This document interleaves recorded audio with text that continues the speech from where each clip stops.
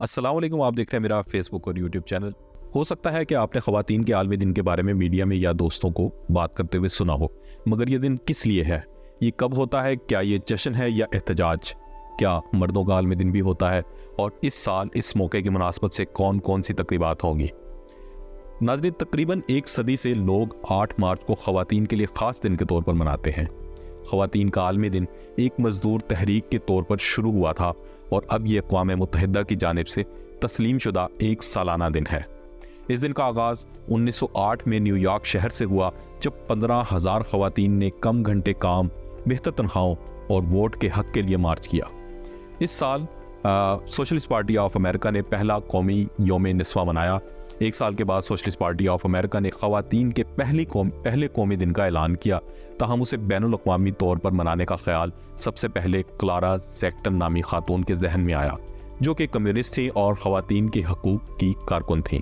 انہوں نے 1910 میں کوپن ہیگن میں international conference of working women میں یہ خیال پیش کیا۔ وہاں 17 ممالک سے 100 خواتین موجود تھیں جنہوں نے متفقہ طور پر اس کی تائید کی۔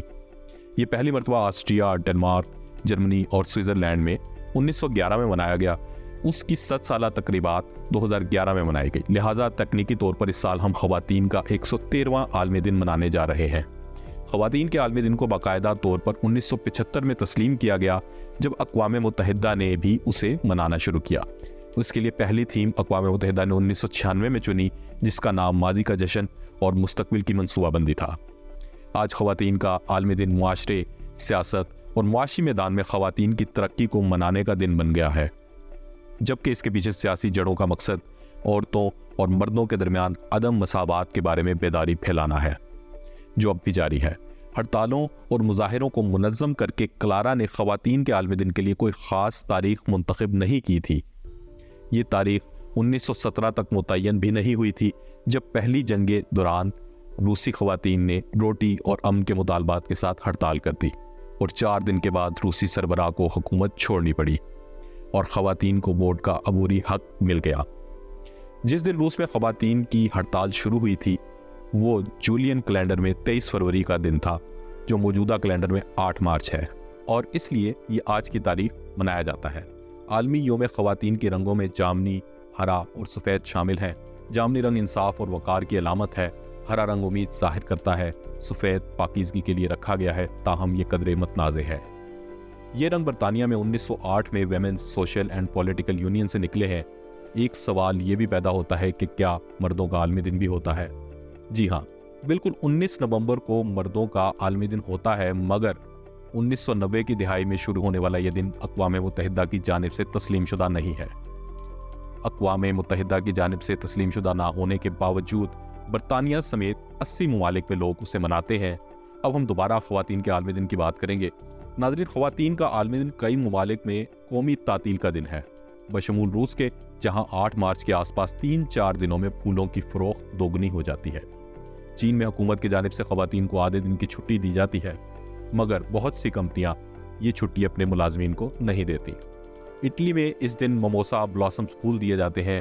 اس روایت کا آغاز کیسے ہوا یہ تو کسی کو نہیں معلوم، مگر کہا جاتا ہے کہ یہ روم میں دوسری عالمی جنگ کے بعد شروع ہوا۔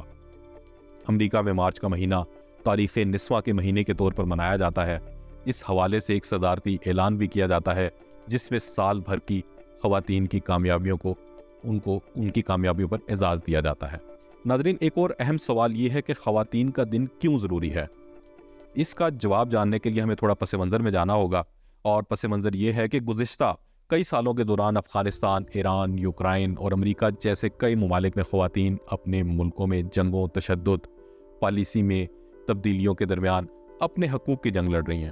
افغانستان میں طالبان کے اقتدار کی واپسی سے انسانی حقوق پر پیش رفت رک گئی، کیونکہ خواتین اور لڑکیوں کو اعلیٰ تعلیم کے حصول سے روک دیا گیا۔ ان پر زیادہ تر کام گھر سے باہر نہ کرنے اور مرد سرپرست کے بغیر طویل سفر کرنے پر پابندی عائد ہے۔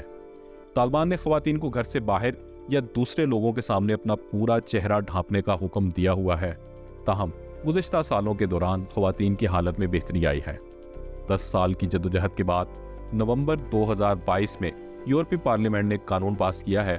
یہ 2026 تک عوامی سطح پر تجارت کرنے والی کمپنیوں کے بورڈز میں خواتین کی زیادہ نمائندگی کو یقینی بنائے گا۔ یورپی یونین نے اس حوالے سے کہا ہے کہ بہت سی ایسی خواتین ہیں جو اعلیٰ عہدوں پر بیٹھنے کی مستحق ہیں، اور ہمارے نئے یورپی قانون کے ساتھ ہم اس بات کو یقینی بنائیں گے کہ ان خواتین کو ان عہدوں تک پہنچنے کا حقیقی موقع ملے۔ ناظرین، آرمینیا اور کولمبیا میں پیٹرنٹی چھٹی سے متعلق قوانین میں بھی تبدیلی کی گئی ہے۔